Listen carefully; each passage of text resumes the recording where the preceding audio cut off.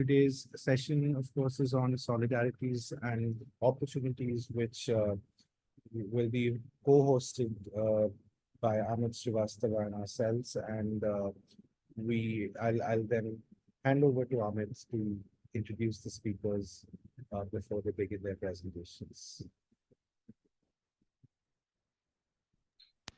Thank you, Satoshi, and welcome everyone. And I don't have the list, so hopefully you'll join us. I'm really excited. Of course, we've had a couple of sessions, and I'm really excited to sort of host this one as well, particularly because of the launch of the theme we're working on. So I'm just going to quickly share my slide and introduce you to the session. So this is the third in our PATIO Conversation series. And of course, the first two sessions went really well, and the recordings are available on YouTube. If you haven't seen them, please go ahead and look at them later. So today we have two presenters, Anthony Wako and Dhaval Chauhan, who will present will be by our respondent. But I want to introduce the theme, which is called Solidarities and Opportunities. And I will take a minute to kind of give a little context to this theme. And I'm really excited about this theme, which is one of the ones that I'm chairing. It was one of the drivers really when PATIO was being set up, was this sort of conversation where we were having about looking at interactions and exchanges and transfers in architectural knowledge, but also people and construction materials and things like that. But we are trying to sort of move away a little bit from the continuous narrative that you get from the colonial, post-colonial context of the transfers between the North and the South, and create an opportunity to look at transfers that happen within the global South. Of course, there conferences and other events where we've tried to explore this. The biggest one of our own was the Adelaide Congress in 2021 that you can see the poster for on the right, looking at migrant labor and material transfers, politics of construction in the Indian Ocean Rim. And we were really sort of focused at that time to try and understand how people, but material, and what are the political as well as social and cultural factors that affect this thing. So both of our speakers today were part of this event as well, and have since then gone on to work with us on another interesting project that we are now working on, which is a series of books which are going to be called, hopefully, South-South, looking at non-alignment and cooperation in the construction of the Global South, which is being done alongside me with Peter Scriver, who's also here, and Vladimir Kulich. So in the simplest sense, Solidarities and Opportunities is looking for this idea of examining the movement of people and things. And I want to be very sort of clear that we have this focus on things because building materials and the knowledge that goes through building materials is an essential part of this narrative that we're trying to construct. So yeah, it's not just about people, but also about the things and architectural knowledge that goes with them. And it is the movement that is happening across the Indian Ocean Rim, but looking at this context of solidarity within the global South, which emerged, of course, through things like the non-aligned movement, but many others before and after that, which we will encounter in today's discussion.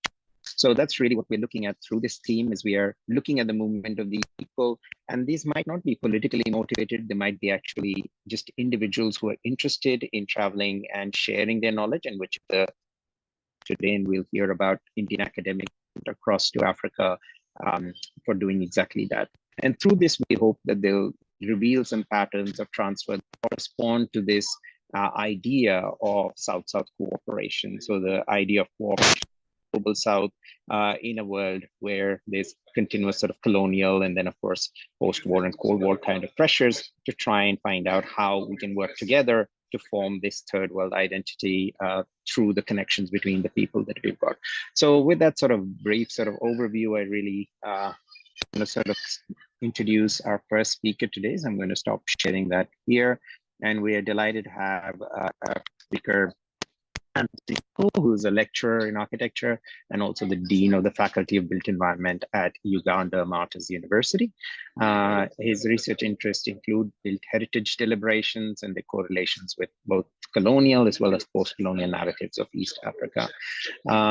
Anthony in 2019 was involved through the Cross-Cultural Foundation of Uganda's assessment of historic cities in Kampala, Entebbe, and Jinja, and I think he's going to talk about India today. And as I've said before, he was also involved in the conference in 2021, looking at these relationships between South Asia and East Africa. But I'm delighted to sort of also say that most recently, Anthony has been a recipient of the Graham Foundation grant for the 2024 set, which is kind of looking at the same project. So we are hoping that Anthony will be able to share with us some of the work that he is doing in that regard. With that, thank you, Anthony, if you can take over. Yeah.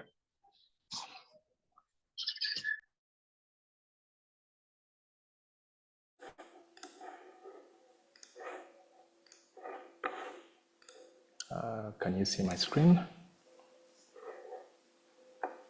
Yes. Okay, good. Okay, Yes, thank you very much, Amit, for that introduction.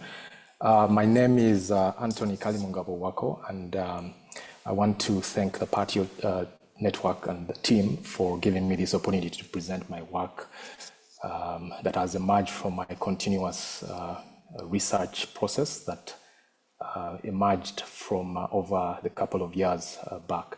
From the genesis, my study looked at the industrial development of ginger, and during the first 3 decades of the 20th century, a study which unveiled a host of histories of people who contributed to the architecture and urbanism of ginger, and now expanded further to include the mid-20th century events with complex stories that this particular chapter of my research seeks to rectify and in a way celebrate some of these stories. So to start you off, from 1900, the growth of ginger in eastern Uganda was attributed to its establishment as a port on Lake Victoria and becoming a convenient link to the East African coast via Kisumu. And the construction of the Uganda Railway, which started at Mombasa, made this link possible and was mainly achieved through the efforts of laborers from the Indian subcontinent, largely from the Gujarat and Punjab regions of India. This marked the beginning of a significant movement of labor across the Indian Ocean. In 1901, it was estimated that there were 40,000 Asians in East Africa, largely indentured laborers working on the construction of Uganda Railway, the famed Lunatic Express, for which 2,500 Indian laborers lost their lives, along with an unknown number of indigenous Africans. Now, moving to the wider topic that ties to the PATIO platform, I acknowledge that trade across the Indian Ocean between India, the Arabian Peninsula, and Africa has a long history stretching back centuries. This grew considerably during the 17th century after the seat of the Omani Sultanate was moved to Zanzibar in 1840. The dominance of the Sultanate in trade across the East African coast was evident in the part it played in the passage of European visitors to East Africa, who were obliged to pass through Zanzibar. Now, Zanzibar naturally attracted visitors from across the Indian Ocean, with merchants from India and playing a key role in economic endeavors. And with many of these individuals becoming intermediaries in the lucrative business from within the interior of East Africa. In Uganda, it is difficult to ascertain exactly when the first Asian permanently settled here. However, they had a presence in the Kingdom of Buganda, where the Imperial British East African Company was established in 1893. The Asian population grew from about 200 in 1893 to over 3,000 in 1914. These migrants formed the backbone of early commerce and trade in the newly established Uganda Protectorate, more so as they were willing to set up a shop in remote regions. In 1901, ginger came under the direct British control when the mandate that originally covered Buganda was extended to encompass the East eastern bank of the River Nile. Now, Buganda was a kingdom from which Uganda derived its name. Now, evidence suggests that Haji Tamachi, originally from Turkey, was the first permanent Asian trader in Jinja. He initially worked under the mentorship of Kampala-based Alidina Visram before establishing his first duka in a mud hut along the western shores of the River Nile. He moved across to Jinja later in the same year, setting up a Americani cloth tent along which what is later today known as Main Street. He also built and financed the first post office in Uganda, and this was based in Jinja. And this was after the colonial administration claimed that it was not viable at that time. While Tamachi is one of the few documented stories that relates with the contribution of Asians to the development of Jinja, this particular research project seeks to document the social-cultural encounters of Jinja's built heritage, a visible but hidden legacy of generations of immigrants from South Asia. This will be undertaken by exploring hidden narratives and their social-cultural meaning within the realm of architecture. This research project seeks to explore past experiences through archival research in the site of origin of the immigrants, which is India, the site of active architecture development, which in this particular case is Jinja, and further extending to some cities like Nairobi, the capital of Kenya, and finally the site where many settled after being unceremoniously expelled from Uganda in 1972.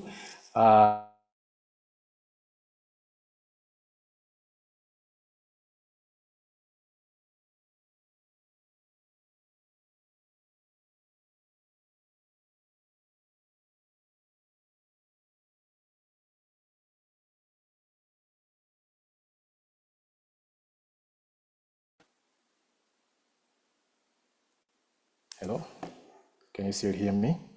Yes, you're back, Anthony. Okay, sorry, my power went off. Yes. I don't know if you're still able to see my screen. Yeah, Yes, we can. Yes. it's fine. Okay. Sorry, I have to do something small here.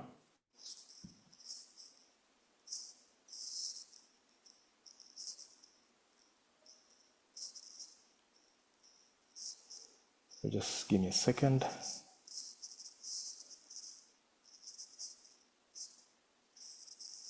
Okay, good. So as I was saying, this is the UK, where they were unceremoniously expelled, and this was a directive by the then President Idi Amin.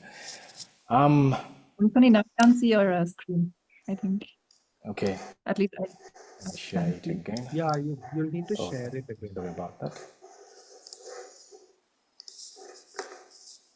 Yeah, Can you see it now? Okay, good. Okay, power in Uganda.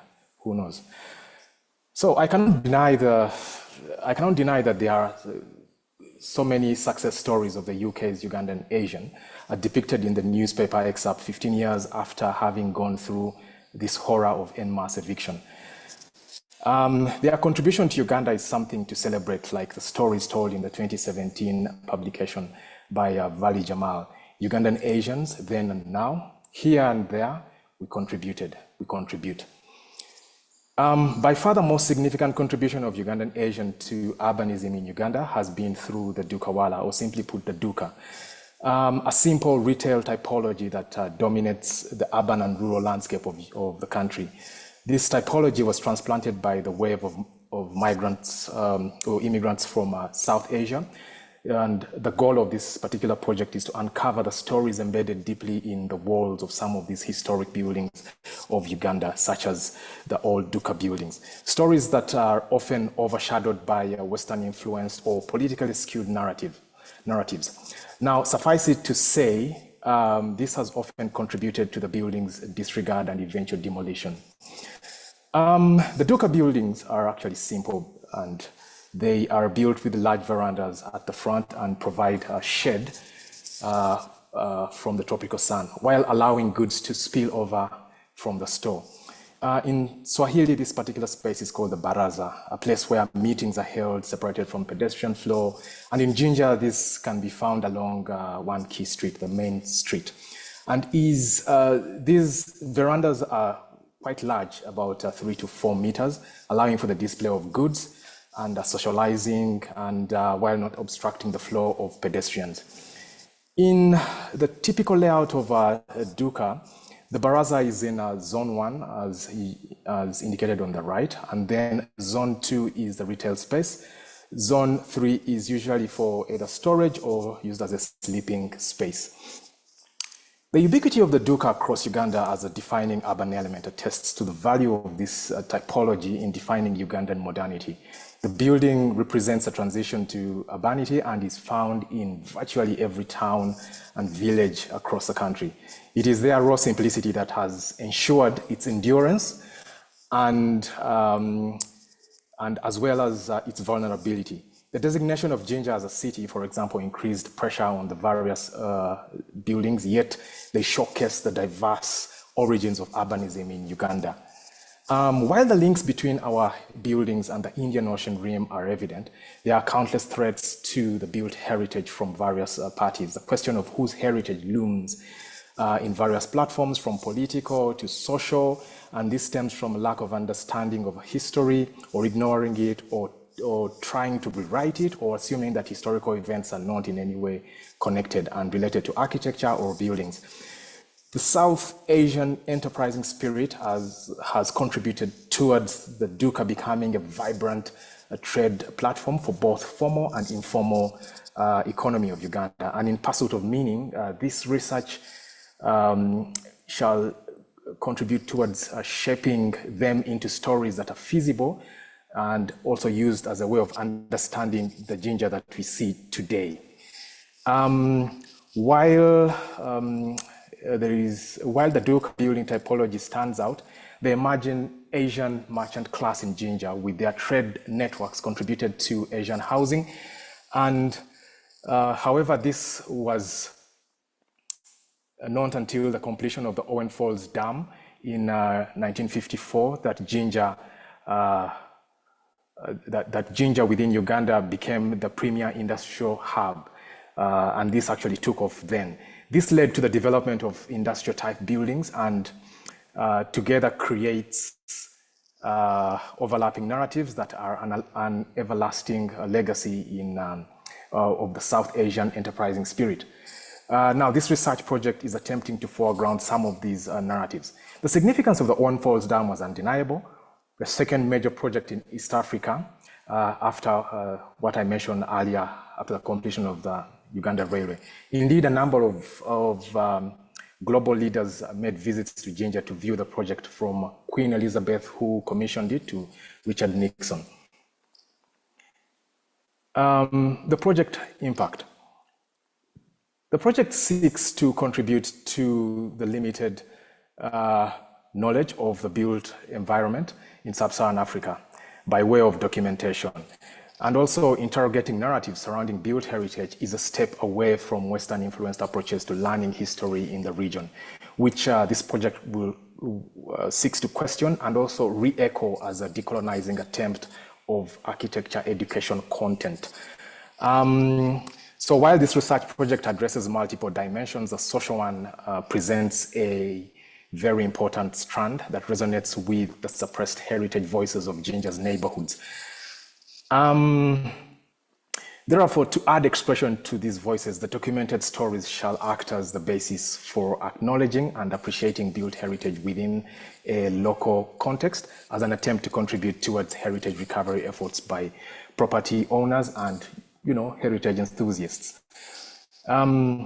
As a way of reinforcing Jinja's spirit of place, this research project uses social cultural objectives as reminders to correlate with historical parallels, going beyond Jinja's geographical context and just spreading all the way out. I would like to share these two quotes, but probably just draw your attention to the second one by Adam Shah, and which states that storytelling is a crucial condition for making sense of both the individual experience of architecture and the social interactions that take place in it. Since this research is grounded in history, it shall seek to build empathy by integrating the lives and struggles of Indian minority groups in East Africa and presenting an appreciation of their meaningful contribution to architecture and urbanism of the 20th century. So engaging with sites within Kenya, the United Kingdom, Uganda, and India. Okay, would provide insights into the impact that the immigrants had on these particular places, and thus threading the narratives together. While each site represents critical periods in history, the project provides an opportunity to trace the site's hidden gems, connecting them with ginger. And so, ladies and gentlemen, I would like to stop here and thank you for listening. And I hope that we have a fantastic discussion moving this research project forward. Thank you very much. Well, thank you, Anthony, and you can stop sharing your screen now. Yeah, thank you for that, and thank you for interesting overview on a project that I think will be a very useful discussion for what is coming up next. Particularly, I like the component about the architecture education and the hero's journey, which I think will work really well with what Speaker Dhaval is going to talk about. So with that, I want to introduce Dhaval Chauhan is currently a PhD, pursuing his PhD at the University of California at Santa Barbara. And he completed his postgraduate studies at the University of Texas in Austin, and he did his undergraduate education from SEPT University. I think continuing with that idea around documentation, of course, Dhaval has been involved in the documentation of the old city of Ahmedabad for the UNESCO World Heritage City project, and also done surveys of colonial era housing in the sub-cities of Pondicherry. More recently and more directly aligned with the Indian Ocean Rim idea, he was a member of the Indian Ocean Exchange Fellowship, which was funded by the State University of New York and supported by the Getty Foundation, based on which he has written some essays on Kenya as well. And he is currently the recipient of the Regents Fellowship Award at the University of California in Santa Barbara. So, Dhaval, please take over.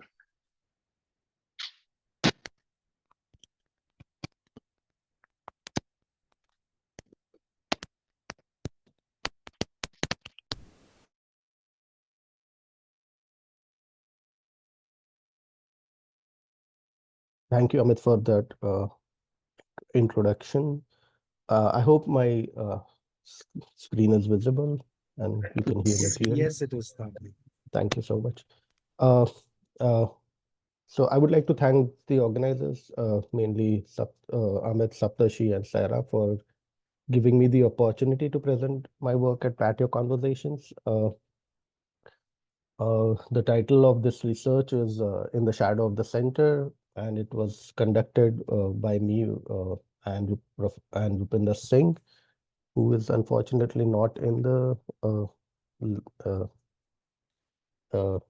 today in the Zoom call. So I will start, and I'm pleasantly surprised that a lot of my work has overlap with Anthony's work. So migration of labor from the Indian subcontinent was initiated by the abolishment of slavery in the British colonies in 1834. But by 1960s began what can be called a new wave of migration from India, that of the knowledge worker.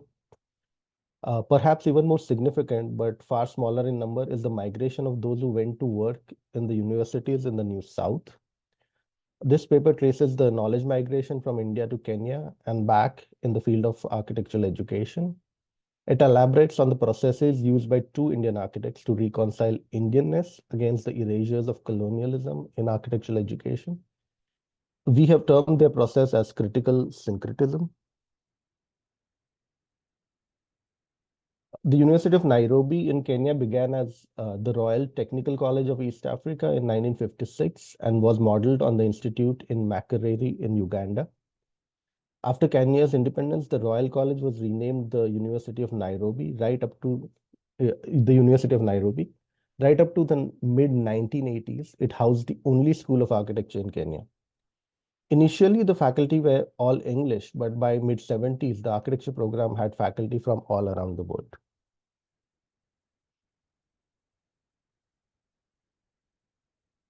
During this time, there was a greater attention to local culture. Books like Bernard Rudolphski's Architecture Without Architects and Paul Oliver's Shelter in Africa were crucial in showing that there was value in these cultural built forms.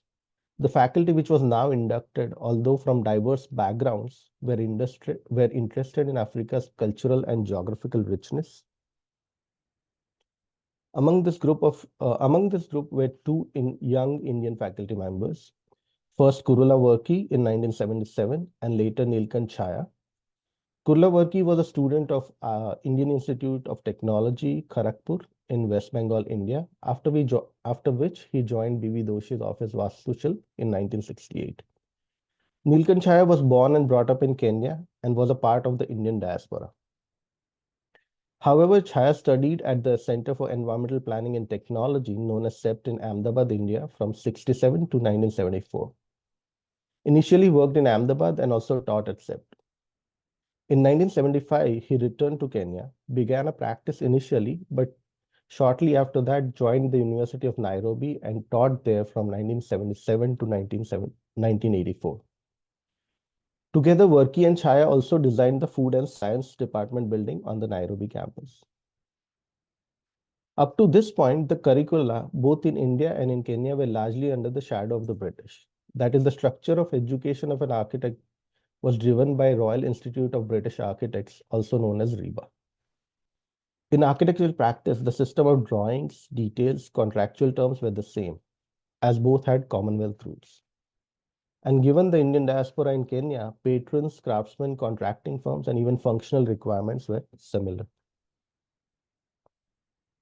In Kenya, in the midst of this meet of architects from the global south and north, began a fecund dialogue and a rethink of the straitjacket of British curriculum.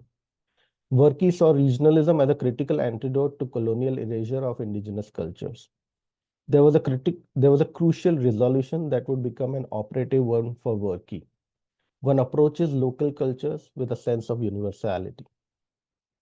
As much as Worki and Chaya were intentional in their approach, they did not name or define this approach. For this reason, we have termed this approach as critical syncretism. This is the search for universals, or as Worki termed it, constants in regional or local built cultures. And to do so with tools and terms that were inherited from European architecture and modernism. We specifically mean here not only such terms as form and space, but also norms of technical drawings. Worki and Chaya approached local built structures in the same manner and essence as they would the work of Aalto, Kahn, or Corbusier. Change at Kenya thus began with the history of architecture curriculum. Worki began looking beyond the narrative of Western architecture from Greece to modernism. They radically reworked the scheme, and the first year history and theory course began to include Kenyan and African architecture, along with larger established narratives of ancient civilizations. More than the content, it was the approach which became crucial. Already at CEP, there was an emphasis on study of traditional settlements, building materials, typologies, and documentation as measured drawing. This was also brought in here. But now Worki and Chaya brought a terminology that was used to analyze modern buildings to local building systems. A concern with spatial organization, formal means, spatial qualities, and sensorial characteristics made the history course a designer's history rather than a historian's account. This, as we have termed above, is critical syncretism. It is crucial to underline here that this flow of knowledge was not unidirectional. Worki went to Helsinki to complete a master's and travel in Europe. In late 1988, he returned to India as director at CEPT Ahmedabad. Chaya followed suit. Both had returned with a clarity of terminology and pedagogy. Worki started the process of rewriting the curriculum at CEPT along the lines of the changes made at University of Nairobi. The lessons of Nairobi rethink led to new emphasis and new perspectives. It was now Kenya's turn to introduce India to Indians. The 1976 curriculum was largely similar to the other institutes like RIBA.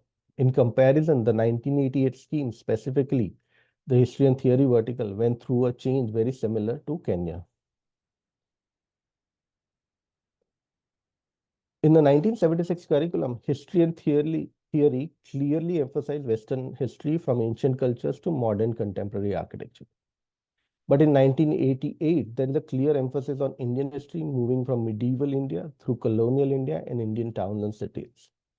Similarly, the final part of the course had a component that was titled Modernism to Regionality, thus largely on contemporary India. Even the elective courses changed. The earlier emphasis was on behavioral sciences, history of Western art. Now it was on Indian dance, literature, music, theater, textiles, and crafts. And just as in Kenya, these questions moved from history and other courses to design studios. The emphasis on the local context and settlement patterns was formalized in field trips that were termed related study program. The knowledge gained during these trips would be taken forward in the design studios. A crucial aspect of this critical syncretism was to synthesize the quality of Indianness, one which would have stood as a deep structure across the spectrum of time, cultures, and geography. But there is a paradox here. Indian was both syncretistic and yet had a continuous deep structure in thought and building practice, which assimilates the differences and remains the same. In turning to the indigenous, Varki and Chaya, following Doshi, began a focus on existing living patterns and extending them beyond the erasures and caesura of colonialism. In the method of critical syncretism, they posited a deep structure that was common to both traditional settlements and modernism. In reality, this deep structure of constants of Indian erased the specifics. In the notion of critical syncretism, there is an uncritical adaptation of a trans-historical framework and tools of colonialism. Neither modernity nor nation is given or inevitable. Emphasizing a constant Indianness effaced differences just as it opened a dialogue with the global.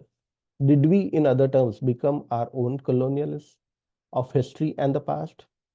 The question that can be asked today, but perhaps not then, could the architects of this period have eschewed the givenness of modern architecture, of the remnants of colonial practices, and gone further?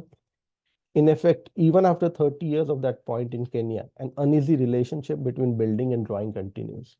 One is therefore tempted to ask a question of that vacant moment. Could the category of the architect have been problematized? Could the mason or the carpenter as a craftsman and architect as a designer, a distinction that was our colonial legacy, have been fused? Instead, even this radical rethink, this knowledge migration and discourse, this South-South dialogue happened very much in the shadow of the North as the center. With that, I would complete my presentation. Thank you for your time.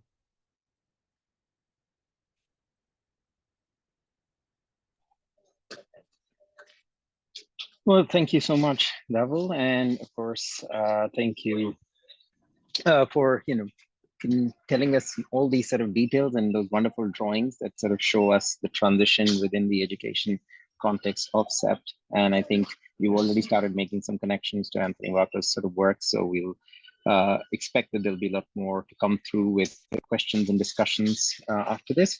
Unfortunately, Atea has not been able to join, but we have Peter Scriver, who is generously sort of volunteered to provide a quick response. So we're going to move to Peter. Peter, you'll have to switch on your camera and mic. And so we'll ask Peter to provide a very sort of quick response, and then we are hoping that we can continue with a more robust Q&A discussion, which has been the tradition now for our last couple of PATIO conversation sessions, and they tend to go long, so it's probably good that we'll get a bit more time for that. So Peter, if you can provide a quick response to that and open up some questions, that'd be great. Thank you. Okay, I had my camera on before, but it seems to have cut out. Okay. I'm just trying to figure out why I can't turn it back on. Oh, okay. Let me see if I can sort of change it from here.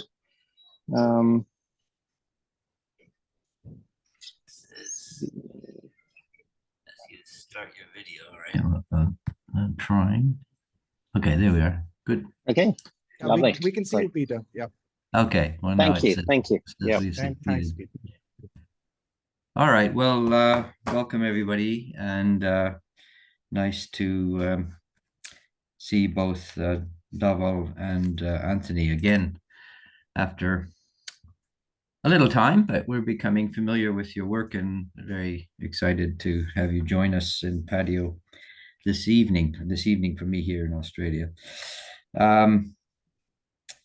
And though I think both speakers today will know I'm slightly familiar with the work which we've asked you to speak about today. It was very interesting to have this update and these images and these reframings to some degree of where you think the value and the intent of the work is, since you were first invited to begin to articulate these themes. So I think that's exciting too. I made a handful of notes here as you were both speaking, which I guess I'll go to because I was intrigued as we came to the end of Anthony's talk with, well, let me begin perhaps with the last point, which was your invocation of the theory of history of Collingwood, which you thought you didn't have time to talk about, but maybe I'm intrigued with that because that was going back some time for me, a thinker about what history is, what its value is, and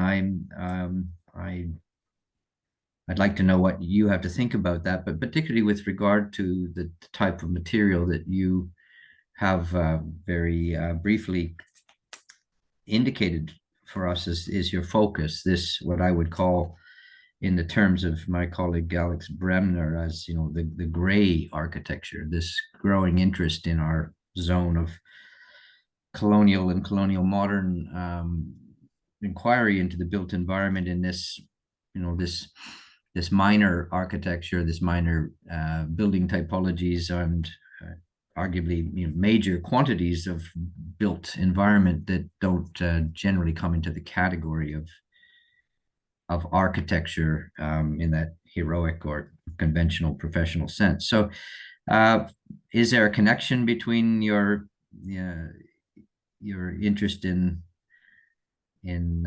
Collingwood and this typology? Let me just let you return and respond to that for a moment. Thank you, Peter, and thank you for identifying that. And indeed, I skipped over it, and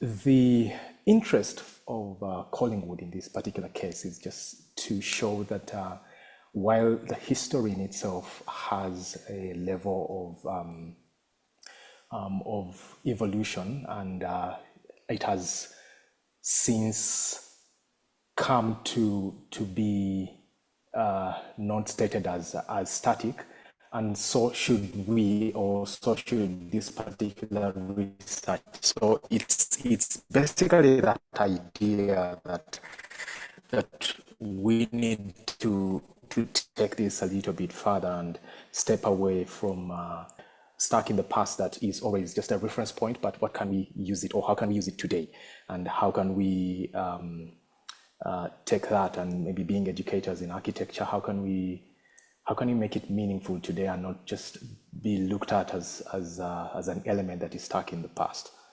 So that is basically one of the key starting points with that, and that's why Collingwood had to, or came in mind when I was putting all this together, or when I'm putting all this together. Thank you.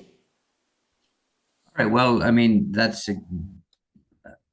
I have not read Collingwood deeply, but that is certainly the idea that I took from him, was that it was all history is about the present, was in a sense that my reduction of his argument that we write history, we make history as scholars because we're addressing present questions.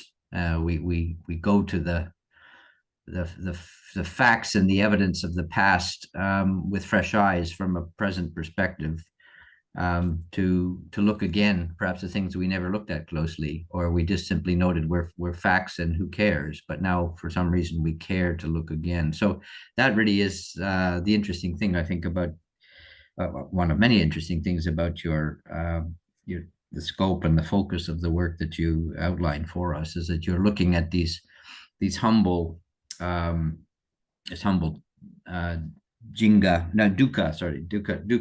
typology, which I understand, well, certainly evident in Jinga, but is as a ubiquitous pattern of minor commercial, industrial, but I guess primarily commercial retail sort of construction in settlements around over much of Africa. Why is the looking at that important now? I guess maybe you could just extend a little more to the argument I think you've already indicated, but I'd be interested to hear a little bit more why you at this time see that is the focus of your work. Okay, thank you. It's so mundane and ever present that nobody, or well, I would say quite a number of people would not look at it as having any heritage significance. So understanding its roots and understanding where it came from, this is the dukkha, would, I guess, add some ownership to the people that are currently using it. I mean, it started a while back, and quite a number of people in the middle class are adopting it to survive, to have a presence, to like it's so simple to put together that one wouldn't look at it as having a heritage value, and looking at its origins, I guess, also contributes to this to making it quite significant in that regard. So and when it comes to education, and in particular architecture education, I just the few curriculums that I've looked at in Uganda have a whole chunk of historical or history of architecture dedicated to other regions, and I think that this could be one of the key players in understanding the history of Uganda, and how such a typology is actually connected beyond Uganda's geographical limits, and I think that it would give it more meaning, and it does have ownership, but I think it would be reinforced. So that is my take on that. Thank you. Sarah, you wanting to come in? Yeah, I don't see my hands buttons. I'm using my physical button. Yeah, but I saw your actual hand. Yeah. But I wondered then if architecture becomes a kind of means to tell histories of migration. So is it then not about architectural history as such, or in a very limited sense, but is it a way of unraveling histories of migration? And to what extent do your methods then also diversify towards oral histories? And, I'm imagining, because you are mentioning that you are sketching, I mean, I could see that you're sketching these buildings and identifying the buildings in the urban fabric. I imagine will take a lot of interaction with inhabitants. You're talking about neighborhood histories. So to what extent do such ethnographic methods inform your work? And this also goes back to the point about history writing, where oral histories might add a different layer to your work than archival data, for instance. So how do you play with those different types of information? I think that's what intrigues me in your work. If I could see a presentation. Thank you. I might I'm sorry, can I? Oh, sure. Can I just sort of add a little bit to Sarah's? And Yeah, I think no, I really had a question here around methodologies, and I think the things that Sarah raised kind of align with it. So I'll just sort of plug it in as an extension of the thing that Sarah was sort of saying. And I think there's two, and I'm not just talking about one project, the other, but looking at them together. I think there's two things that are quite intriguing methodologically. First is the thing that Anthony, you talk about, but also in paper we hear about documentation and technical drawings, which Wako and others are trying to implement as a method in itself in terms of teaching, because it's a way of understanding the vernacular context of architecture, which may or may not be available if we kind of follow the old sort of British format. So I think that is a very important thing, that this documentation becomes a very important tool, particularly in the context of the global south, where other kinds of documentation and written documentation might not be available. So there's a power in that, I think, which a lot of people have understood. And Anthony, I really like the way you phrased that. You said it's so mundane that one would not look at it. And it's an important thing as a historian to sort of, enrich that mundane through at least particularly that context of drawing and documentation. That is something that we could bring in. But I think, yeah, that's something that I would want Dhaval to comment on, as well as to what Wako and other people were thinking about documentation as a method for these students to understand the local context and not sort of following into a narrative history, which was often would be a format of putting history. But I'll add the second component, which also Sarah raised, was about oral histories. And I think both of you kind of mentioned that, because in Anthony's thing, you had that on a slide. You said the voices of Ginger's neighborhood, and you are trying to sort of say, well, all right, there is the hero's journey that the architect kind of imagines, and then there is the voice of the people of how that is there. So again, as an oral history component, that would be an essential one. So again, we are finding in our work a lot, and especially within this group, that drawing documentation, oral history is becoming more and more an appropriate form of telling the story in Global South. And Dhaval, I know you haven't presented it today, but I know that oral history is a significant part of the research that you've done, both on the Indian side, where you've spoken to people about Wako and Nathan Chaya, but also on the African side, you had the opportunity to speak with students and other people who were there. So sorry, that was a long-winded question, but I think a small discussion and response from both of you around that methodology of both documentation and oral histories would be great. Thank you. All right, well, yeah, come on in, Dhaval. It's time for you to rejoin the discussion. Thank you for that question. And I wanted to ask a question to Anthony after I answer this question. I think documentation and what we have tried to show in this research is that it's not, and I'm sorry if I misrepresented it. Documentation was a very through technical drawings was established even before Wako was part of CEP. So like if he's there in the mid 80s, documentation had of the Indian architecture or Indian towns and cities had already started under Professor K.B. Jain, and then Professor Miki Desai also takes it forward. So I would say in the 1970s is when documentation as a means of understanding the Indian context or Indian architecture takes place in the CEPT curriculum. What Wako does is he places it within this larger narrative of Indianness or the history of Indian architecture. And that is fascinating, because if you look at the documentation through these 50, 60 years that CEPT has, it's very interesting. But what that is also doing is, as I presented, is adding this understanding Indian architecture through European techniques, if I can say that. And in that, it is losing, meaning we are gaining a lot of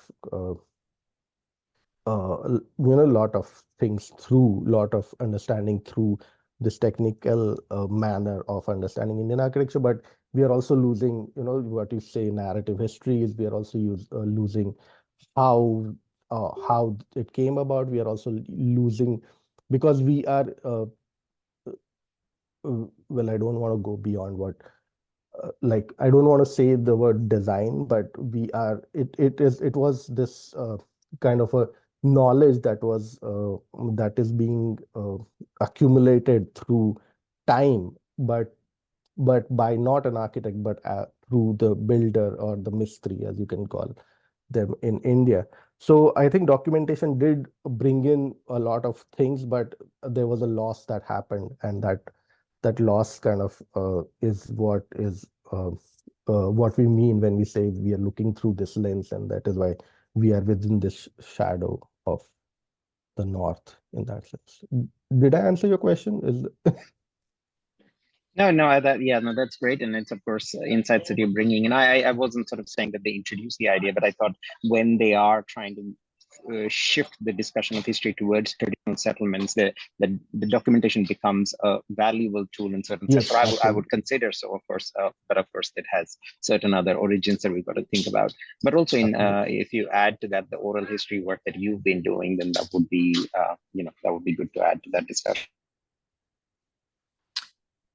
I might come back in here because I'm really intrigued. Well, I note you still want to put your question. Maybe you should put your question to Anthony before I possibly shift to another facet of what you talked about originally, Dhaval. But okay, yeah, my question also kind of shifts what we're talking about. And Anthony, thank you for that great presentation. When I looked at the images, and I have limited knowledge of what you are of this area and what you're presenting, I saw that the formal aspects of the dukkha, and please correct me if I'm wrong, are kind of is connecting the architecture within this, meaning they are it is a response to the place, but they are also, I think, even the hotel that you showed had what we can call European elements in a manner of speaking. So is this a reflection of the place that the migratory peoples South Asians found themselves in, and is that a response to placing themselves between, maybe, if we can say, the two, like the local and the ruler? And so is architecture in that way responding to that kind of moment where they are trying to find their place, and that's why it is reflecting in the formal qualities of the dukkha? Can I say that? Okay, should I respond to that one right now? Yes, please. Yeah. Okay. Now there were elements that were transplanted. Okay, so now I guess when they got to place across the East African landscape, there is definitely a modification to suit place. So in a way, you are correct. I mean, and in both aspects, okay, response to place, and also the elements themselves that are coming into place. And I hope that's what I understood the question, but I don't know if I'm actually answering it. Okay, good. Thank you very much. But I guess I would also just like to add something on the documentation. This particular research and this particular chapter of my research is also supposed to be digging extensively into archival material, and I'm supposed to make the connections between the different migratory areas, and it will probably I'll probably have to travel to some of these places just to situate myself and understand. And even all that I have presented here is based off of Uganda and the internet. But I need some more information when I go to these places that will inform the study. And I think that some of the things that you are talking about, or things to do with maybe storytelling, I know it applies to you, Dhaval, but also in my particular case, they're narratives, and some of these stories about the people that the minority people that have migrated from place. Some of the stories that are embedded in there will help me understand what came to Ginger and what is evident today. Because in Ginger there is a wealth there is a variety of historic buildings, row of dukas, and quite a number of other things that sort of attract anybody that is visiting this place for the first time. I mean, people have to be there, and that's one thing that I find fascinating, and it sort of puts a smile on my face that this is happening. Yes. I saw Just a moment ago, Saptarshi, has Pedro Yeah. responded? So would like Pedro Guedes, who's listening in, to share a question, because I know he has some direct East African insight into the Duka. Yeah, Anthony, am I being heard? Can you hear me? Yes. Yes. Yeah. Anthony, look, I'm a pale African from Mozambique, and the typology of the Duka is something that existed in coastal settlements in Mozambique, and a lot of Indian traders from before the British brought indentured labor into East Africa were trading in the kind of coastal areas of Mozambique and quite far in the hinterland for several centuries. And some of the buildings they produced had similar characteristics of a closed element with a veranda. I will forward you some studies that were done of buildings on Ibu Island in the Quirimbas in the north of Mozambique, which have such buildings. But also a similar typology also exists in places like Sri Lanka, in settlements like in the city of Galle, spelled Galle, and that was a Dutch colonial city. But there are buildings there which are uncharacteristic of Dutch colonial things, where they do have these columns onto the street at a gallery, but mainly to residential buildings. So this idea of producing a colonnaded space as a kind of public veranda space that connects with something else is a typology that's been used in lots of other places. Now, whether or not there were communications between these places, or whether it's something natural. I mean, one of the characteristics of trade is that people move from one place to another, so they can actually learn what other people are doing. There's the whole kind of shop house in places like Singapore and in Malaysia, which also have something like that, which was actually legislated by people like Raffles with their 5-foot way.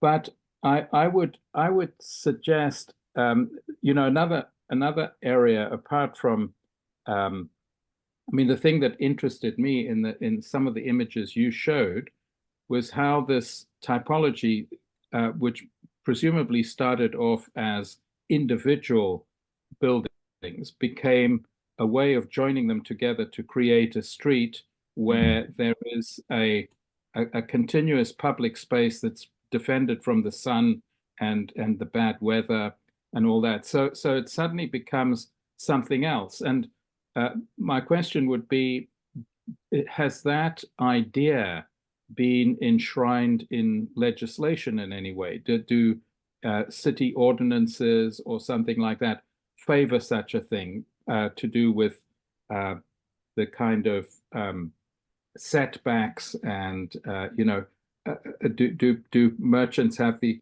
opportunity to have their main closed facade has to be a certain distance from the street, but they're allowed to build the protected area? Does legislation play a part in organizing the typology or bringing it together? I mean, I don't want to continue hogging the session, but I'll send you the contacts because there's a good work by a guy who was the professor of architecture at the Eduardo Mondlane University in Maputo, and he wrote about the kirimbas and those, but I don't know if there are any connections between these two. It's just interesting. They could be parallel developments, or they could be things that people knew about.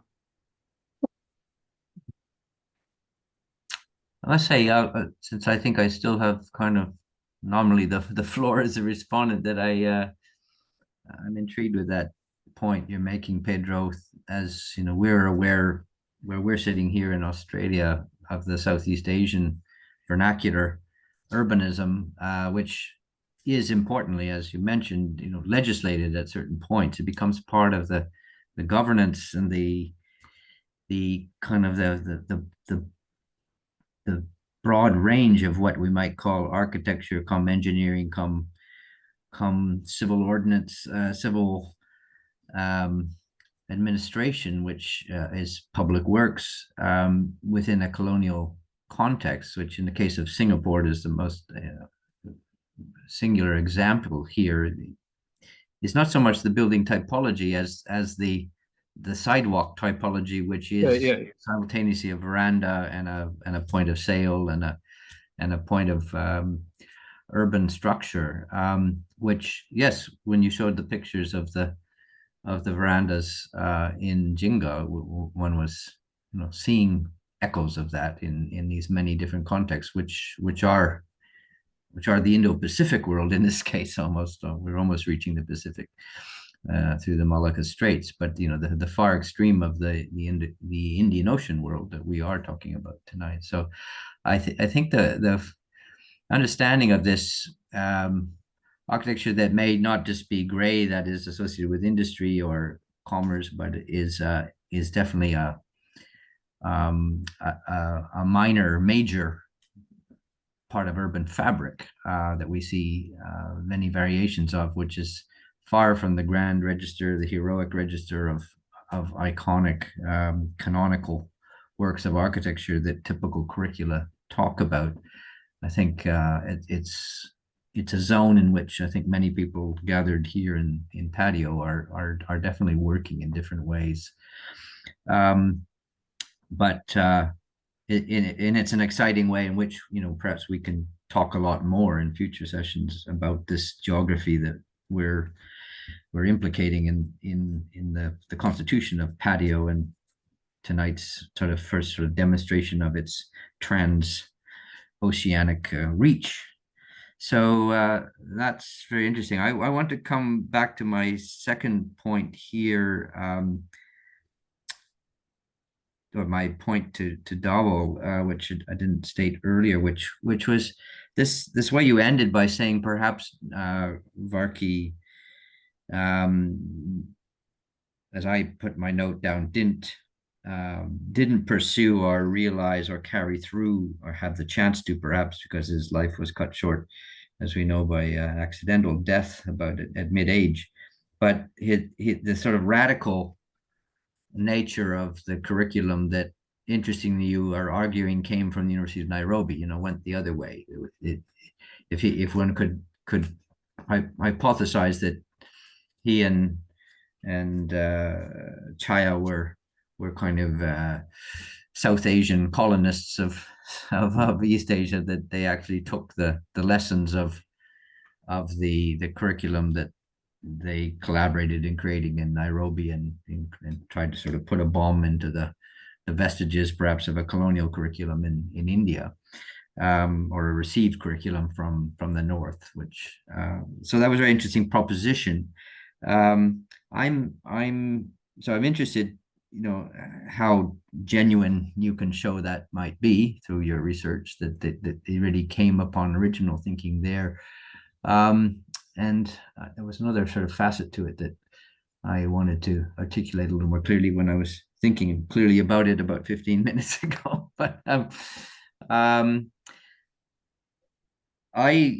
just share a little anecdote. I remember I was there in Ahmedabad when the day he arrived back from Finland to take over. There was a party for him, and I happened to be invited to be there at that moment. And there was this big excitement about, Varkey's back. Varkey had gone off on his great walkabout for some years to Africa and then to Finland, and then he was back. And there was great expectation about what he would do, and how the baton would be handed over from Doshi to him. And so that question of what he learned in his travels was indeed the question, or was he just back to become the anointed, next Doshi because he was his sort of his mentee. So that would be really exciting if you could show the sort of Africa had, the African interlude had really brought a different insight. I am interested in something we're learning through our South project, that, for instance, Juhani Palasma, who I think did he go to study with him in Finland? Who was his teacher? I have heard I've heard stories, and Palasma is mentioned a lot. During my time in SEP, Palasma was like very important, and he was mentioned in connection with Varkey, but I cannot say categorically that but I will have to find that out. Okay, but the reason Palasma is still influential and is still around, and it certainly was being talked about theoretically in people's enthusiasms with phenomenology, etc., from the 90s onwards, broadly across northern curricula. But the interesting thing we've learned is that Palasma was in Addis Ababa in the 70s. Was there any overlap between both of their periods in Africa? Did, for instance, Varkey meet Palasma in some East African Congress of educators in architecture or whatever, and then say, "Oh, you should come do your PhD with me," or whatever, come to Helsinki. But did Palasma have an epiphany being nearby in the next country that changed the way he thought about architecture too? But that complicates it too, because there's another northerner in the south. So I think that's just a side question, but possibly an important one for you with your research. But I know that that those types of thoughts that came by way of this this other northern type of school that he came back from after being in Africa was also likely to be part of his Varkey's enthusiasm for rethinking the way you would learn about architecture bottom up within this this enriched Indian context. Any more thoughts on that? I don't want to hog the space, but I wanted to share that thought. I see Amit's got a hand up. Oh.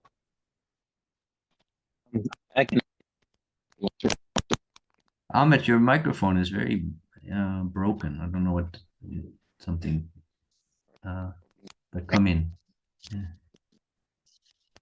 No, we can't hear you. Maybe you can type your question. Or check your connection. I don't know. It was variable before, but it was mostly quite clear, but it gets broken somehow. Or maybe Dhaval, did you want to respond quickly? We can try Amit's connection. Yes, I can do that. And I agree with Peter about meaning that Palasma might have been somewhere around and Varkey might have talked to him, and maybe in Helsinki they might have and these and what I am trying to like how I when I think of moving forward in in this subject, what I'm trying to do and trying to understand is how to bring in these other stories so that it's not just about these 2 points that I'm talking about, but like there's a more layered, and it will obviously make the narrative richer when I bring in these different, and I know that it's not just, meaning, and you mentioned Palasma, but it's not just Varki and Chaya, but there are other people within SEPT also who are also coming in from, who are also going to the north to study and have been, and there are a lot of people also who have been to Eastern Africa. There are people who have been to Nigeria on the west coast of Africa, and there are these narratives that can bring in a more layered, more richer, a richer narrative to this story. So I do agree with that, and I want to somehow get these narratives in, and the more layers that it adds to this kind of movement, I think it will make, meaning it just rather than just becoming India, Kenya, or that kind of, or Varki Chaya story, it is a more detailed and richer story. And somehow I have to get that all in as I move forward. All right. Thank you. Maybe I can try again if you guys can hear Oh, me. no, that's clear. Yeah, All right. yeah, Well, now we let's can hope hear you. let's hope it carries on till my question is complete, and then we'll see. So yeah, no, actually, that's a really sort of good point there, Dhaval, because that's really what my question is about, and I'm hoping I'm not sort of derailing the conversation too much, because I think we have been talking about the individual cases and the local context quite a bit, which allows these people to move and the impact that they have. But I think, yeah, both of you have kind of talked about a particular period in history, which is sort of 50s, 60s, 70s era. And especially with the South-South discussion, we are also aware this is the time when, you know, the non-aligned movement and a lot of other things are emerging. So I just wanted to sort of ask if you have any insights, or have you started looking at the political context within which these exchanges are happening? So, of course, there is individual drivers within the life of these characters, which allows them to move, and whether it's broad-scale migration or individual people moving. But the political climate is changing. So, of course, within sort of India and, you know, the Kenya and Uganda, in terms of political relationships and the broader networks of whether it is, you know, African unity or non-aligned movement or things like that, are there broader political contexts that are also driving this exchange? Yeah.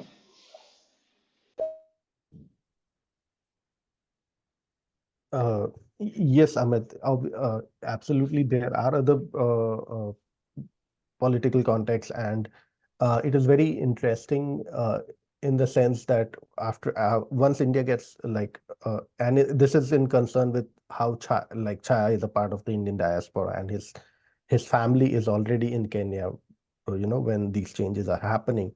So understanding their motivations and how, you know, how they are in Kenya, how they reach Kenya and all those. And then after independence, how SEPT becomes a viable option for Chaya to come in and pursue architecture.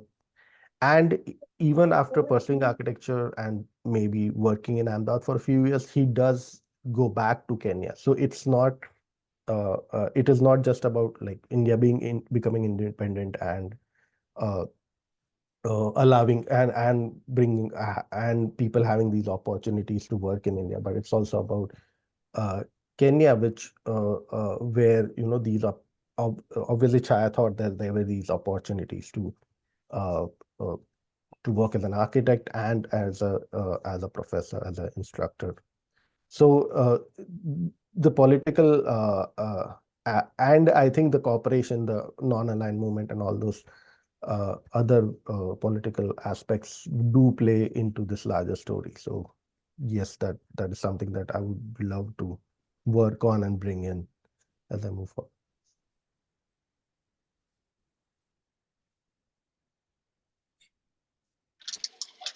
Tarshi, I'm conscious that We're well into our second hour. Are there chat questions that you're aware of that you'd like to bring in? I think there's a conversation between ISAT PATIO, the Dhaval's replied to them. And I think Mark already has a couple of things to say. Oh, yes, I'd like to hear The mark is there. Yes.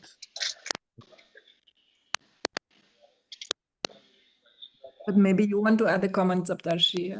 Go ahead. Yeah, that's why I raised my hand again. So So is Mark available I, to talk? I can't. Hi, Amit. I was in a Hey, noisy place. great. I was trying to Yeah. be anonymous, but you sort of fished me out. Well, that's good. Now we can hear your voice. Maybe Yeah. even see where you are. Yeah, that's great. Yeah. Yes. Yeah. I was sitting in a noisy place. Yes. Thanks very much for both of the presentation. Really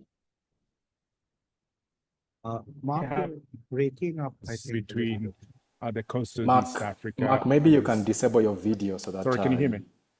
Maybe you can disable Yeah. your video so that you get enough bandwidth. Okay, sure. Sure. Can you hear me better now? Yes. Yeah, much better. Is that better? Yes. Okay, yeah, sure.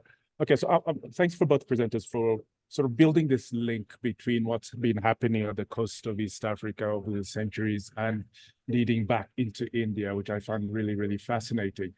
Once Dhaval was presenting, one thing that occurred to me was the fact that the Royal Technical College in Nairobi was actually founded in part by the Gandhi Memorial Society, which, while I came across it, hadn't really thought much about it until now. So it'll be interesting to see how they had an influence on architecture education in East Africa and then continuing on from there. Although it was set up largely in relation to their RIBA criteria, I think the original program probably was less linked to the RIBA than it was specifically for East Africa. So it could be intriguing to see how that had an influence on architecture education in the region and moving forward into today, because I suspect it's probably still there. So yeah, I'll be interested to see how that sort of moves forward from there. Thank you. Should I respond to that? Yeah. I'm not sure I need the response, but we're interested to see how you take that forward in your studies. I mean, and this, I should have mentioned this when Amit asked about the political context during this time, but there was, and as you say, like, I have found some connection with the establishment of the Royal College Nairobi and the involvement of India in that sense. And then I have found some archival pictures of the President of India visiting the Nairobi, visiting the Royal College Nairobi, the University of Nairobi, and I think there was some involvement of Indians or Indian money in how it kind of shapes.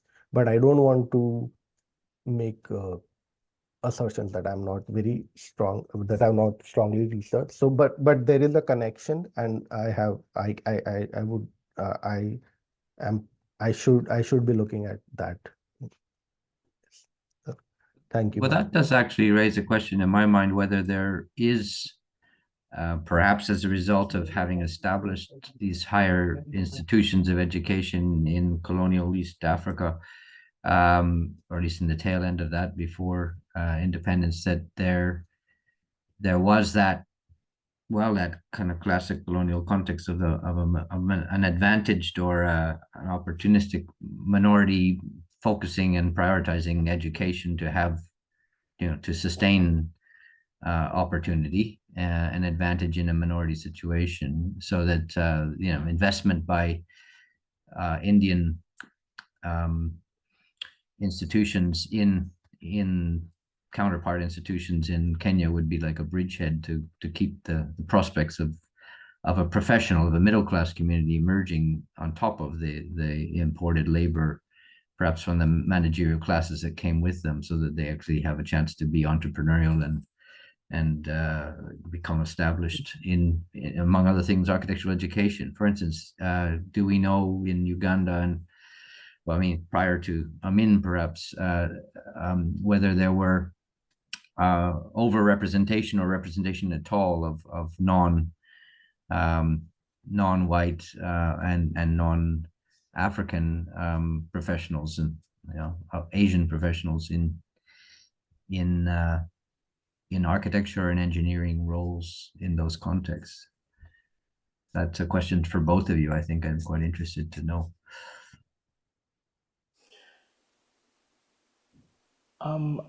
I am actually not sure if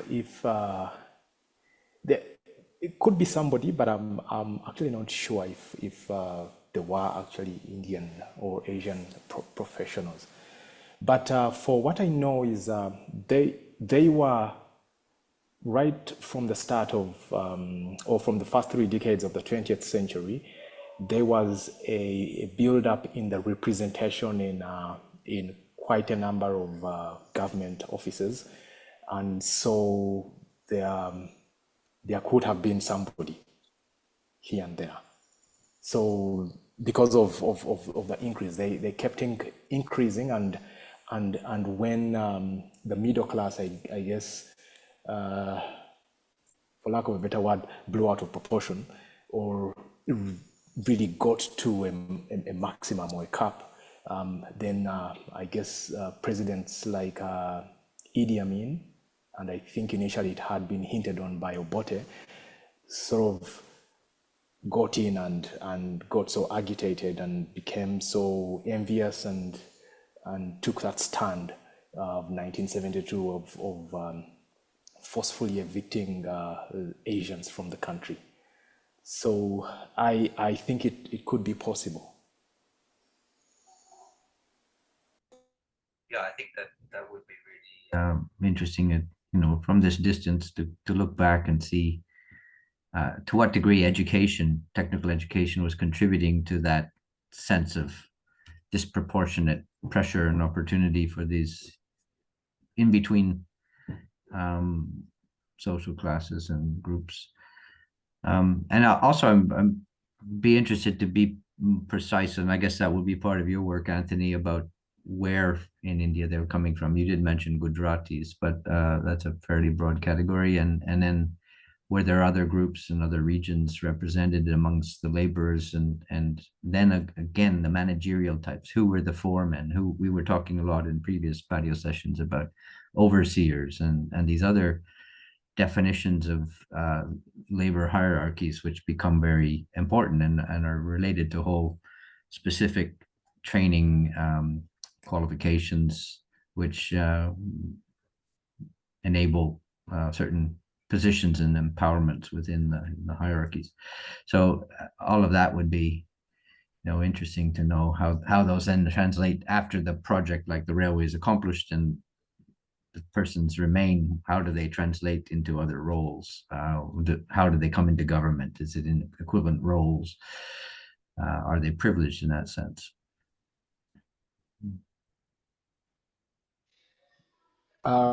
Maybe what I can add is that about 70 or 80% of the Asians that came to build the railway actually went back home, and just a handful remained of the ones that actually built. So that handful over generations is the one that I guess increased the numbers. And then they were also, and I guess I would like to thank Pedro for his contribution. I hope you can hear me. He's standing, but and also making that link with Mozambique. It's not easy to ascertain when the first Asians came to Uganda, but there were some people who also came in the country, not because they wanted to, or they came as indentured laborers. So there is also that small population that came. Now, regarding the particular regions where they came from, still looking into it, and I'm in the process of trying to quantify where exactly these particular immigrants came from. But that would be something that needs to be fronted and also dealt with. Because it's actually going to inform the study. Without it, I mean, it doesn't have any strong meaning and attachment to place. Thank you. Would The route to finding out those questions be through the records of the railway company that built Yes. the railway? Was it Yes. a project organized with private capital by a colonial railway company, or was it a government driven project? I just sort of wondering what your archival sources might be.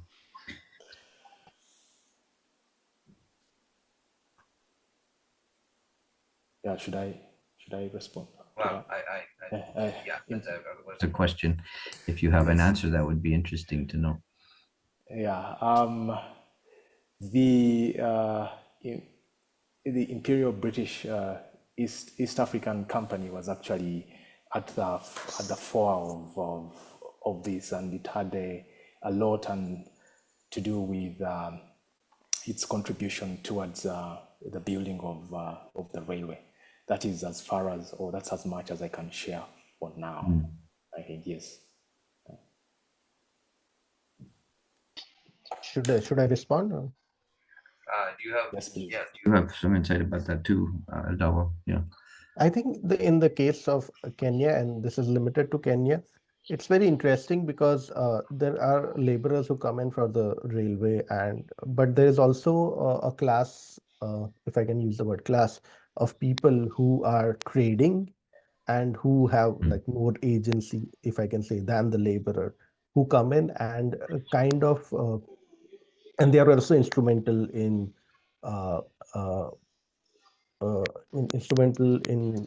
creating this in between that kind of is like a second rung of power over the local. So the history is kind of not as positive as but they do become contractors, and they do involve themselves in building, and they are mostly Gujaratis, and they do more involve, and they might be from Gujarat, Bombay till Gujarat, and they do mostly involve themselves in building practices. And so even even today in Kenya, the term for a carpenter or a local builder is mistri, which is a very Gujarati term. So they do form this in-between layer, and I think that is where, and I can't guess on why Chaya chooses to become an architect, but there is this between layer that happens that in Kenya at least, which if not in the designing part, involves a lot of Indians in the construction and or contracts that are going around and that the British are trying to build. So that was Jaya's family background? No, it was not. I'm just guessing that there's this connection. Yeah, well, I Amit wants to say something. No, I was just wondering, there's a parallel set of conversations going on in the chat, and I was wondering if Patrick, did you want to have an opportunity bring other voices speak? in? It would be good to have different voices in there. Yeah. So Patrick, but if you don't, that's fine as well. I don't want to put you on spot, but there's a few conversation things going on. Maybe you'd like to add. So happy to come in. So, can you hear me? Great, thanks. Yes, we can. Sorry, unfortunately, I was just typing a follow-up to my Uganda Society of Architects comments, and so I missed your question.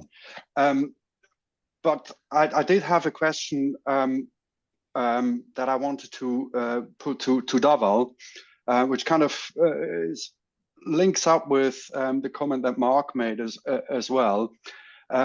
And also what Dhaval what you yourself said in a follow-up to your presentation, which is kind of is these levels of complexity that you kind of try to bring into your narrative. And just a question or suggestion, if I may, is to also kind of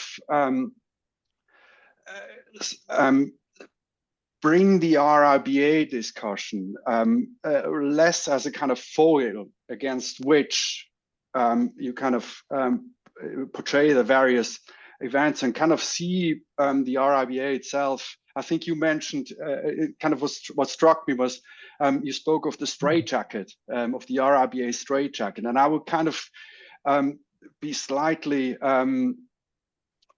cautious, I would say, with that one. I mean, it never had, or for a very long time, it never had a settled educational policy. And my personal research looks into kind of the extent, but also the limitations of the RIBA's educational and professional policies. And I'm kind of, it obviously did enforce certain things, but not as rigorously as is often claimed. And I was struck by the image that you showed of this settlement drawings, and the measured drawing of this local settlement. And it reminded me of drawings that were prepared at Kumasi on the John Lloyd.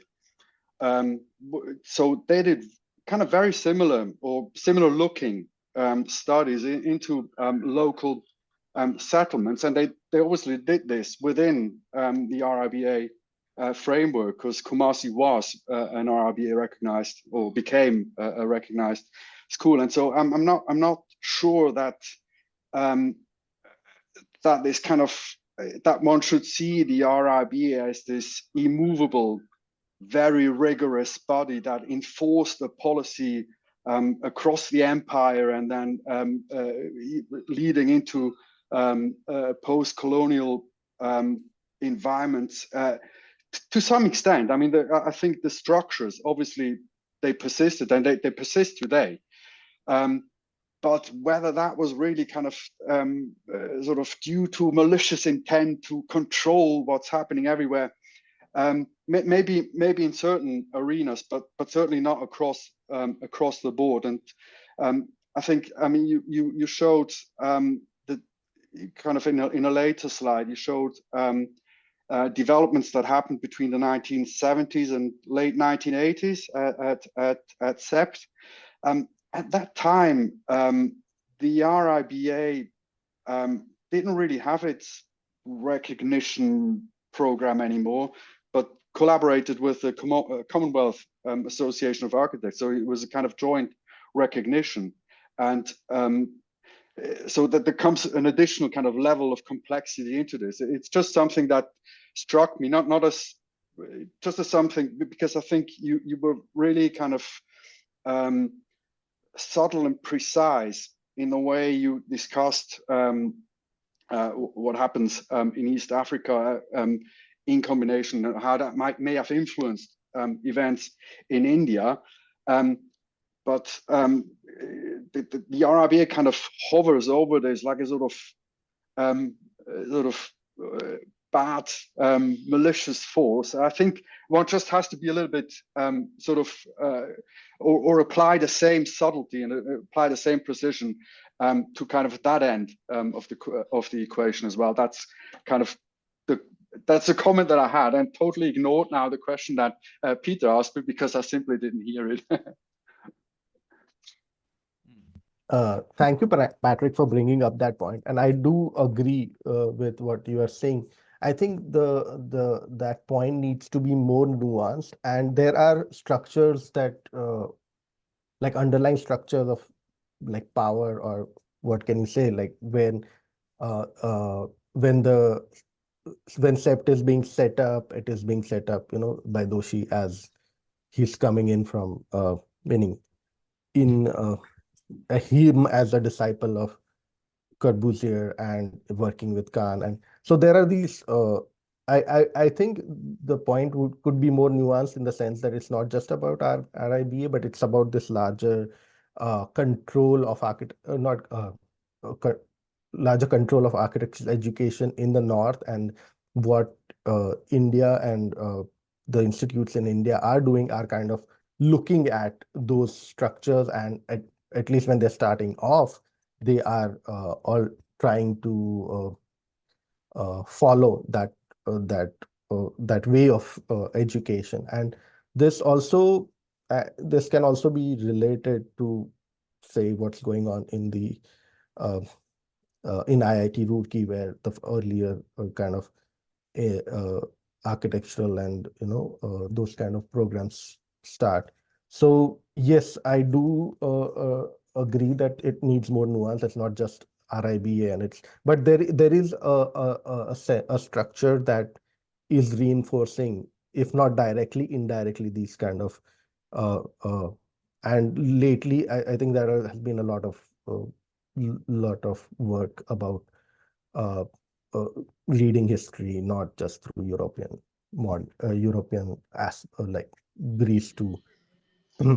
like Greece to modernist, those kind of arcs.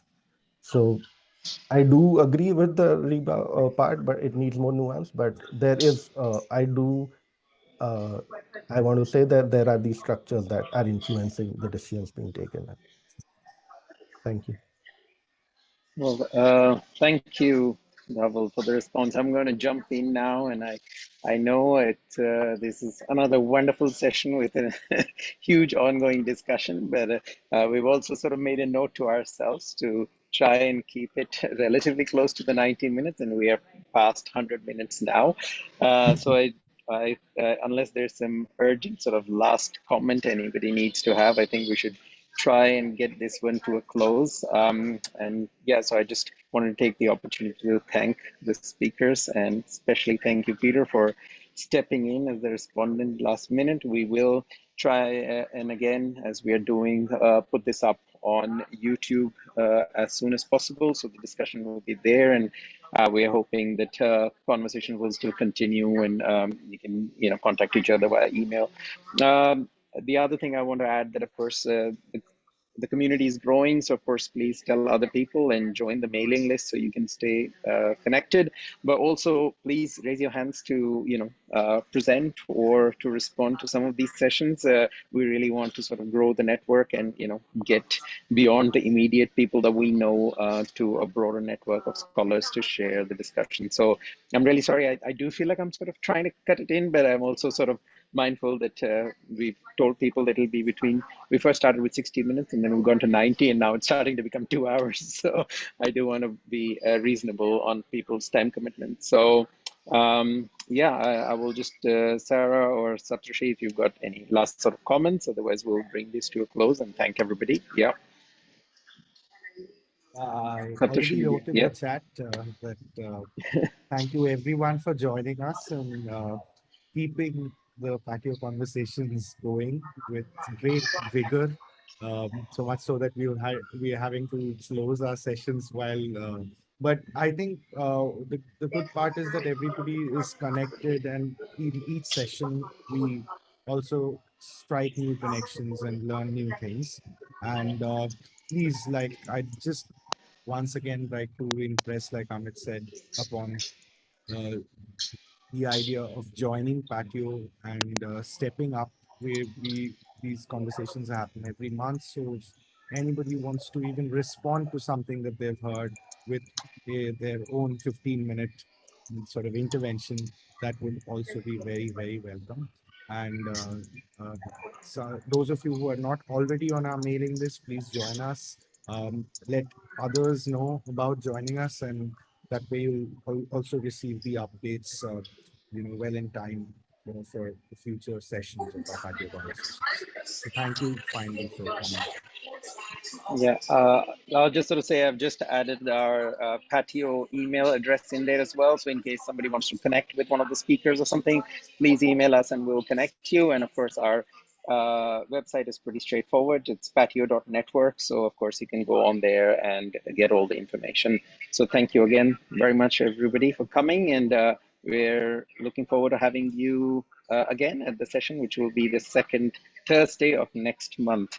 And we'll continue with that. And that's 5 o'clock Indian Standard Time, which hopefully works for most people. Although, thank you, Dhaval, for getting up early in the morning. I know in West Coast US is probably the hardest to sort of get the timing right on. So thank you, everyone. And we'll see you at the next session. Bye. Thank you, Amit.